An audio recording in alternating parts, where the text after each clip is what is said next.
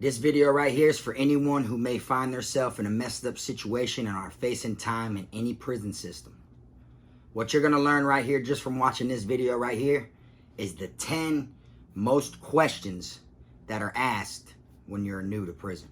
Hold down, man. Suitcase this, my cell phone, I'm a charger, don't walk with a limp. Get it knocked off or missing, you gon' get it. Next time I see your ass, you gon' leave airlifted. What's up, everybody? You already know, man. Kfrogtv back in the building. Y'all make sure y'all go ahead and hit that like, subscribe button, and hit the notification bell so you can see it first. Y'all can also, do me that solid favor and go ahead and jump on over to my other channel, which is KFROG Gaming. We're about to hit 5,000 subscribers. When I hit 8K, I will be giving away 2 PlayStation 5 consoles. As y'all are aware, when I hit 4,500, I just gave away one of the brand new Xbox Series X's. All right. Now, for this video here, I'm going to be breaking it down and trying to help out anybody who may be finding themselves in a messed up situation, who may think that they're going to be doing some time. I know every prison's different, no matter where you go all around the world. But what I'm about to tell you is the most common questions that are asked in almost every prison you can think about. Okay? No matter if you're down here on the East Coast or you're up top on the West Coast, may not be all the same exact questions in the order 1 through 10, but they're most definitely questions that are asked. Okay? Now, from my experience and from the things that I've seen with my own eyes while doing a 5-year bid down here in the state of Florida, I come on here and I make videos to try to help younger people and try to help people who went down the wrong path not continue to go down that path. Okay? So bear with me and let's get into it. All right. Now, through my experience from every camp that I landed at when I did my 5 years of incarceration, one of the number one questions I was asked is, do you bang? Okay? What that means is, are you affiliated? Are you a gangbanger? Are you a part of an organization? Do you rep anything? You get what I'm saying? And of course they ask that because they want to know who you are, who you're up under, who you may know. And if you say you're a gang member and you're not, they're going to hit up someone on that compound who does rep what you're saying you are, and they're going to find out if you're official, if you're active, if what you're saying is true, if there's anything bad about you, if you're under observation, which means right now you're on a probation basically, and they're going to make sure that what you are, what you're saying you are, okay? 9 out of 10 places I've been to in prison were surrounded with gang members. So that right there is a common question that is asked. They may not ask it how I just said, do you bang? They might ask, are you affiliated? Are you a gang member? Oh, you rep anything? Who's your big homie? What's your lingo? There's a bunch of different ways they can ask you, just to see if you bang. Okay? Another thing that they would ask you is what camp you came from. They do things like that because they want to know what made you land in their presence. By them asking what camp you came from, they're just curious because 9 times out of 10, since it is such a small world inside a prison, if you say, I came from Okeechobee. Oh, okay.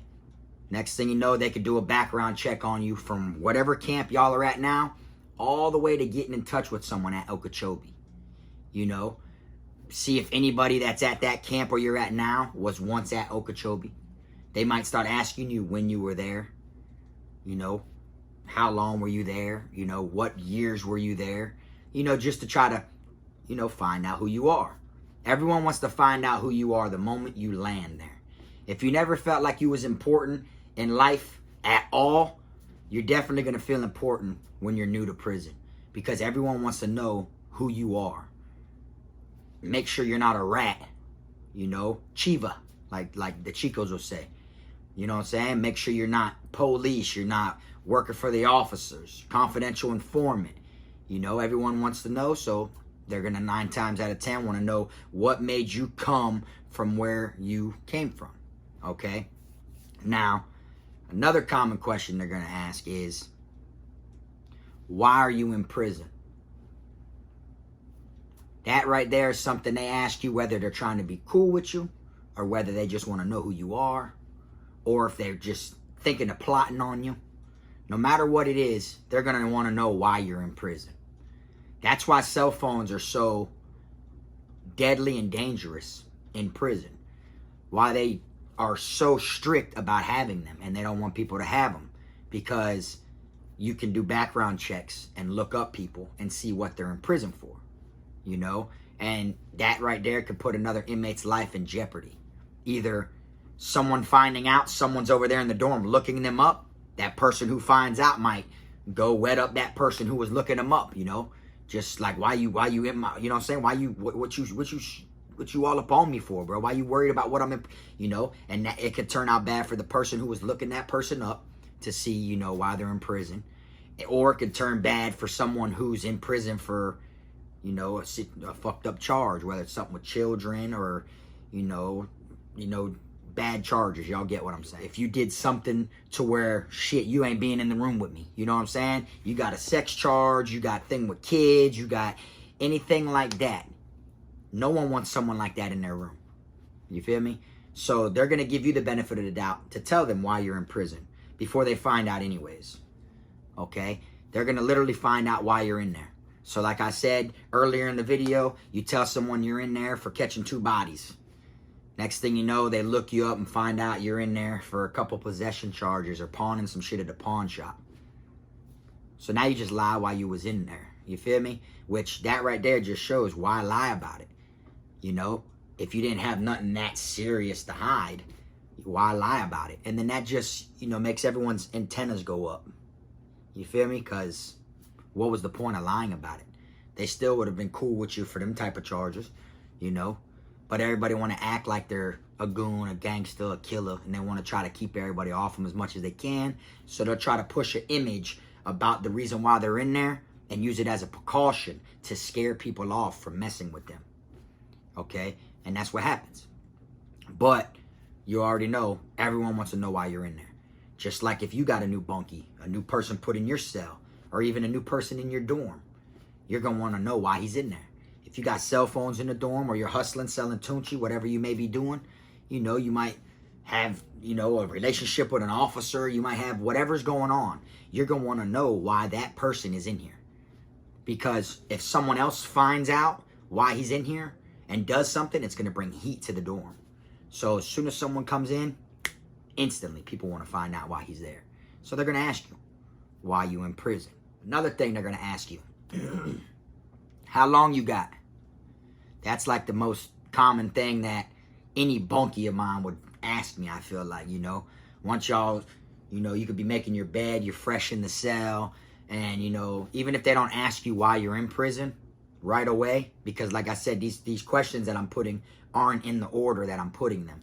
I'm just giving y'all the top 10, okay? Now, you're making your bed fresh in the cell or whatever, and someone's most likely going to ask you, how long you got, before they ask you why you're in prison. I know some people that are in cells with people for 8 months to over a year and don't nobody know why they're in prison. People don't really tell people why they're in prison. Even if they ain't got nothing to hide, it's just nobody's business. You feel me? So they will ask you, though, how long you got. Because if you say you got a body and you start lying, telling people you're in there, you got a body and this and that, you slit someone wide open and all this different stuff, or you bagged 2 people and shit like that, but then when they, you know, look you up or anything, or you get moved into a lower custody level dorm, they're going to realize you're full of shit. How you got 15 months left on your sentence? You say you only been down 2 years, but you caught 2 bodies. See what I'm saying? So be ready for someone to ask you how long you got. You know, everyone asks that, even in the county jail. Another thing someone's going to ask is, where you from? You know, people want to know where you from. You know, like down here in the state of Florida, when they ask where you from, I say I'm from Broward County, Eastside DV, Fort Lauderdale, Florida. That's what I tell them. You know, they be wanting to know. Maybe they knew someone over that way, or maybe you know someone over where they're from. Maybe you all came across paths and y'all have a bondage through someone, you know. Maybe they ran across someone that's from the same county as you at their last camp. Or maybe their bunkie they used to have was from the same city as yours. You know, so it's like people try to like come together and use people as a mutual friends, as mutual people, you know? So they're going to ask you where you're from. You know, I know down here in my county jail, everyone asks where everyone's from, and it's common sense. We're all from Broward County at some point because we're all in Broward County jail, unless we've been extradited from a different place. But everyone's going to ask you where you're from. You know, in prison, same thing. Okay? Another thing they're going to ask is this your first time in prison? People just want to see how sharp you are. You know, like, do you have experience? Is this your first rodeo? Or have you rode on that bull before? You know, like, if they're trying to finesse you, or trying to extort you, or trying to put down, or even trying to be your friend, by them asking you, is this your first time? That right there is basically, they're trying to see if you're new to this.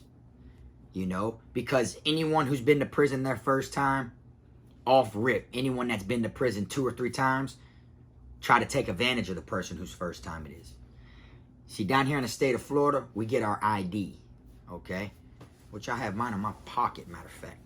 I'll show you right here, because I still have it. The ID, okay? Which is your, you know, it's how they know who you are. Okay, and there's mine right there. All right? This right here, you see this? L86368 was my DC number. That 0 right there before that L lets people know that's my first time in prison. So just by me walking around with this on my chest like this, people can tell this is my first time in prison. Then on your second time, it changes from a 0 to an A. And it goes up like the alphabet. A means it's your second time, B means it's your third time, and you get what I'm saying. You feel me? But a lot of people will hang it backwards because they don't want people to know that it's their first time. So when they walk by, you just see the blank ID. You get what I'm saying? Or you're like me, you carry that shit in your pocket. You don't even, you know what I'm saying? You don't even, you know, don't even need to show them who it is. You just have it in your pocket. Like me, the reason I keep that in my pocket, along with my actual ID, is because if a warrant or anything popped up while I was out here, like, just in case they said I escaped or anything like that. You feel me? Man, I got my ID in my pocket that shows I was released from prison. You feel me? So it shows there ain't no escapes on my record. You feel me? That's why I carry that on me. Okay, now, another thing that people will ask you is, do you get money? You know? Me personally, I feel like it ain't nobody's fucking business if I get money. You know?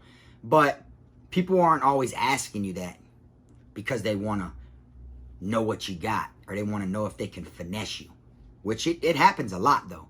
There's a lot more people in prison that ask you that because they're trying to get over. They're trying to see how you're valuable to them. What can they get out of you or get from you? How can they profit off of you? That's why they ask that. But not everybody though. Some people will ask you if you get money because they want to know if you have access to things. You know, maybe you know who the phone plug is. Maybe you know where to get Tunchi at. Maybe you know how to get some Molly or some cigarettes or something in here. You know, anything. Maybe you're just plugged in. You're connected. So if you say, yeah, I get money, then that either means one or two things. However they're looking at it. Okay, he gets money. So, bingo, he's got money in his account. I'm going to try to finesse him. Or I'm going to tell someone else and they're going to run down and rob him. I'm going to send a monster blitz and have them boys ramsack him when he comes back from canteen. All because he told me he gets money. That's what they'll do. But like I say in Chain Gang Robbery, the song, which is the song in the intro, you know, step 1 is finessing. Step 2 is violence. All right? That's how it goes. No one's going to come up to you and try to put down on you violently off the rip. You know, it happens occasionally, but someone's going to try to finesse you out of money before they get to the violent stage. Even if it's 2 different people, they would still all put together as a plan. One person will come up to you and act like, hey, Bear, what's up, man? You want to throw down on a sack of Tunchi? Or what's up, bro? You trying to cook, bro? Just throw $2 in, bro. We can cook together. Nah, bro, I'm good. I'm straight. All right. And then they go tell the other person, yeah, bro, he ain't budging. Because they were just going to rob you for your items or whatever you pitched in just now. They finessed you out of it the nice way by asking if you wanted to cook or if you wanted to smoke or anything like that. You feel me? But then now someone else on the other side of the dorm will come up and try to rob you on some put down shit. Might try to smack you in the mouth and everything, make you come up out your locker, open your locker, give them what you got. See? But you'll think, damn, this dude I didn't even know just came and tried to put down on me. But really it was orchestrated through finesse first.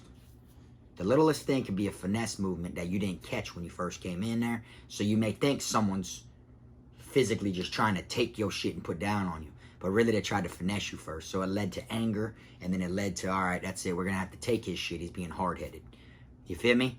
So when you tell someone you get money in your account, that right there is making it to where you're a target. That's simple. Even if you're not a target by that person has a mouth, right? And the other people who look at you as a target have ears, ain't it? It's going to spread. It's going to spread. People sit in dorms and just watch out the window. I know this from personal experience. Me and my homeboys that used to rob used to do this. Sit in the dorm and just watch people hit the canteen window and tell by their face if they were expecting money, if it should have been on there. You can read people just from a distance. You feel me? Just to see who gets money. You know what I'm saying? And that's what people do. So you never want people to know if you get money. You get what I'm saying? Keep that shit to yourself and do what you got to do. If you hustle, then why someone is asking you if you get money? It's going to show when they see you in your crispy blues, no wrinkles, the ones with the belt, you feel me, with pockets that are like dicky pants, because they don't sell them no more. They have just stretchies that look like scrubs that they wear inside the hospital. You feel me? So when you got the ones with the pockets, like I had in almost all my videos, if you look, got your crispy clean boots on, or your pearly white, cocaine white Reeboks, or your Nike Cortezes, or your New Balances, whatever it is, they could just tell, okay, he obviously gets money. Look at his outfit. You feel me? That outfit alone, bro, could go anywhere from $8 to $15 just because it has pockets. You see what I'm saying? So don't ever tell no one if you get money, man. You just get that shit yourself. All right? Another question that they're going to ask you when you first come in, and of course, y'all already knew this one. Another thing that is common sense. What do you ask someone when you first meet them? Their name, right? Right? They're going to ask you what they call you. You know, basically want to know what's your nickname or your real name or anything like that, you know, because no one's going to sit here and talk to a person who has no name. What your name is? No name? Your name is no name? You don't have a name? You feel me? I'm not going to sit here and have several conversations with people that I don't know who I'm talking to. And I wouldn't expect you to have a conversation with me either. You feel me? So when they put someone in your cell, of course you're going to find out your bunky's name. And you're going to tell your bunky your name. You feel me? Like, hey, they call me Kfrog. You feel me? Oh, all right, bro. They call me Tommy. Oh, all right, Tommy. You feel me? Now, boom. Now you know what they call them. But it isn't just knowing who you're talking to. This goes back to where if they ever heard anything about you. What they call you? Tommy. All right. Now, next thing you know, you start hearing some shit about this dude at another camp whose name was Tommy, who did this and this and this, or told on this person and ratted on this person and showed the officers where a stash spot was at in this dorm, or whatever it may be, stuff like that. Then you know, as that's your bunkie, you start hearing shit like that, rumors going around, because rumors don't just come out of nowhere like they do on the streets and over the internet. They don't do that in prison. When that shit didn't just poof and be made out of nowhere. There's usually a part of truth to any rumor in prison. If you hear someone's messing with boys, 9 times out of 10, there's a reason that rumor's made. Or that they're telling, 9 times out of 10, they told on something. You feel me? Or they played a part in it. There's a story to it. You know? So, you start hearing about Tommy, because now you know his name. And then next thing you know, it's him being your bunkie. You start finding out what camp he came from. That's when that question comes in. You know, how long you got, why you in prison, and everything. And then you find out your bunkie Tommy is the same person. So that you heard bad shit about. So now what? Are you going to accept it, or are you going to want him out of your room? Or if it's the other way around and it was you think them people are going to accept it, or you think they're going to want you out of their room? That's why they're going to ask you what they call you. You feel me? Now, another thing that they're going to ask you when you first come in, whether it's in an open bay dorm, a 2-man cell, whether it's a county jail and you're in a 2-man cell, 4-man handicap cell, or a 6-man cell, however it is, they're always going to ask you how long you've been down. They want to know if you're fresh in, like fresh off the bus. You're a new cop. You feel me? Brand new, fresh, intake. You just came through intake. You're brand new to wherever you're at right now. Everyone wants to know that. They want to know if you've been down 3 years, 7 years, 9 years, or if you just came from the reception center, you ain't been in prison for 5 months yet. They're going to ask you how long you've been down. Why?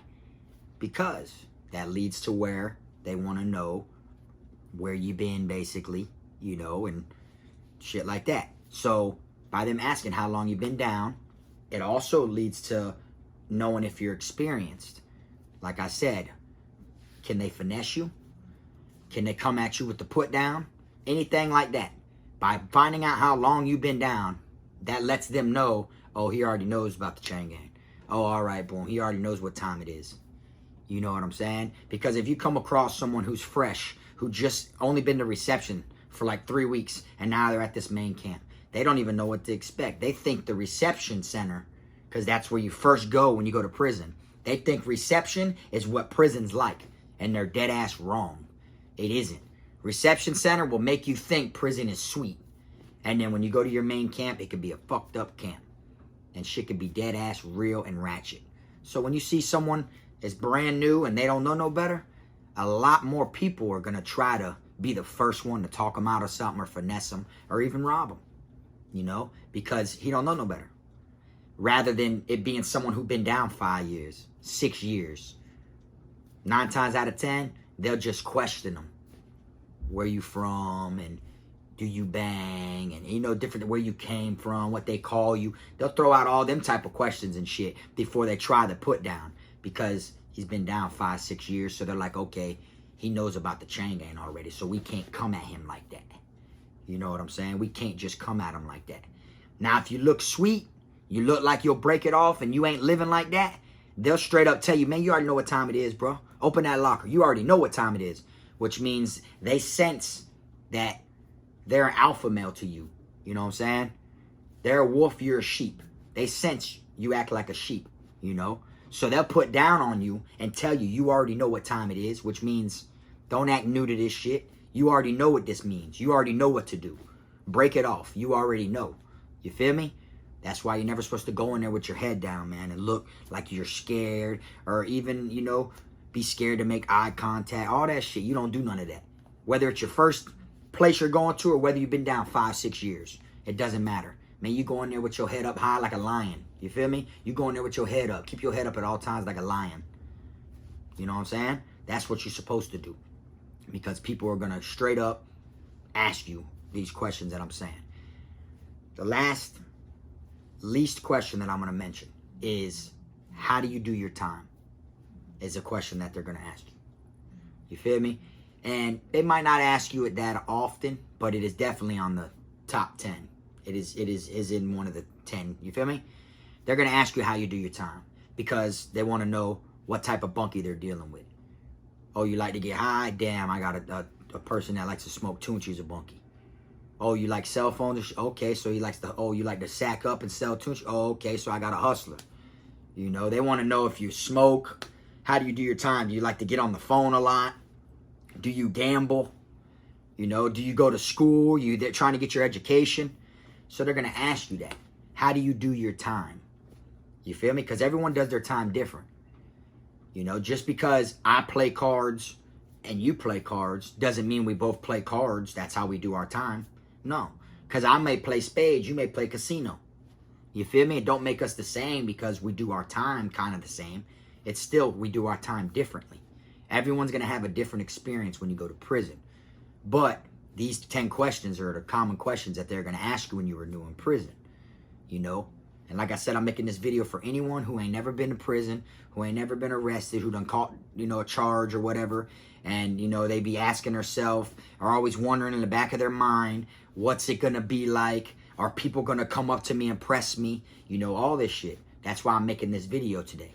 So that way anyone who has that in the back of their mind, You know, here's some input. And hopefully you see this video before you find out for yourself.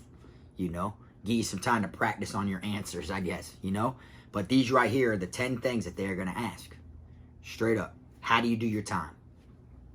Me, I tell them straight up, man, shit. However. And they'll be like, what do you mean, however? I mean, I don't smoke or none of that shit, bro. You feel me? But boy, I get it in, you know what I'm saying? I'm no peon. I'm a playmaker. That's what I tell them. I'm not a peon. I'm a playmaker, which is true. Which means just because I'm a playmaker, as long as I don't have all the money with me, I can't get robbed for it. You feel me? I'm not one of them people that just because I'm a playmaker, I'm not going to have $1,200 in the dorm. You know, I might have canteen or whatever, you know, shit like that. Maybe up to 400 tops at one time. 100 in my locker and have 3 other people that I have 100 in their lockers, just because if they come around and do inspection, they open my locker won't even hold that much, you feel me? So you find people who don't get money and you tell them, hey bro, I'll give you $15, bro, you let me put some money in your account. So now boom, you know, that's how it goes. You get 85, they get 15. That's the type of shit I was doing, giving people who ain't got no money, who ain't eating, who are going to chow 3 times a day for that breakfast, lunch, and dinner. Here you go, $15. Boom. You know what I'm saying? But you find yourself in tricky situations because just like I do my time like that, I'm a playmaker. I get money. I like to hustle and everything. You know, I like to get phones, flip phones, do whatever I got to do to make money. But I want to make street money, not locker money, not corner store food money. You feel me? But just like I'm a playmaker like that, I got canteen in these different people's lockers. You never know how someone else does their time. Someone else can do their time by robbing. You feel me? Which a lot of people do. And now I'm putting more on the line because I'm going to hold my own and stick up for myself regardless, you know? But now these same people that I gave $15 to put canteen in their locker, now people who like to rob have eyes on them. You feel me? So now I got to watch them also because that's my shit that is going to get robbed, you know? And I've had things like that go down before. I had a homeboy of mine get robbed for a banger, and the banger was mine. So I had to get involved. You feel me? And they gave me the banger back. But at the same time, I still felt some type of way because that was my homeboy. You know? Like shit like that can happen. My homeboy was holding my banger, and he fell asleep. And he was all high and shit on Tunchi when he shouldn't have been. And someone took the banger just joking with him. But no matter how serious it was about it, he came up to me and tried to tell me low-key, hey, bro, I think such and such got the banger, bro. I'm like, what you mean, bro? So now I get involved. And I'm like, man, hey, man, which one of you fuck niggas got my banger, bro? And I get into it. And I'm ready to take it there over some shit, which it didn't have nothing to do with me other than it was my banger. You know, they gave me my shit back. But at the same time, if I wanted to let bruh have my banger, hold my banger, I never would have put myself in that situation. You feel me? Like I said, you got some people that wake up that want to rob every day. You got some people that wake up that want to go to school every day. That want to smoke every day, that want to hustle every day, that want to eat every day, no matter what it is, that want to gamble. You feel me? So it's all on how you answer that question. How do you do time? You'll know. You'll know how you do time, even if it's your first time doing time, because you're going to learn your ways in there. So as you start learning your ways, after you've been in there 3-4 months, you realize the time's flying. And whatever you started doing right then and there, that's how you've been doing your time. That's it. Whether you just go to work in the kitchen and come home and go to sleep, well, that's how you've been doing your time. You see what I'm saying? Everybody does their time different. You feel me? But like I said, you be ready for these questions that I am putting out there. Because when you are new to any place when you're incarcerated, guarantee you, out of these 10 questions, they're going to ask you at least 4 or 5 of them. Okay? Like I said, it's different everywhere else around the world. I'm only speaking from my experience down here in the state of Florida on the East Coast. But the questions are so common that I'm pretty sure they're worldwide. Okay? Anyways, man, I appreciate y'all watching this video. As y'all seen on my last video, the last one, you know, YouTube didn't approve of it or whatever, you feel me? They didn't monetize it or nothing because it was that real spill about Twack. And I did that as an example to show people. Okay, look at the views. Look at the decrease in the views. All right. Now, just look how it is. When I put something so real out there, trying to teach people about the flaws of the chain gang, just look how YouTube, you know, don't mess with it. They don't share it. They don't notify people or anything like that. So I'm trying to keep my videos as clean as I can, just so that way it gets around and it can touch more people and it can enlighten more people. That's the whole meaning of my channel, is I want to teach people about the chain gang. You feel me? I'm not here, you know, bragging and proud about prison. I'm proud about being able to teach people to not go to prison. You feel me? But when I spit that real spill and I start throwing that footage out there and everything, they hit me with that little yellow flag, and next thing you know, they tell me it ain't approved, and then I just notice the views ain't even going up. A lot of people don't get notified for it and stuff, and I've had that problem before.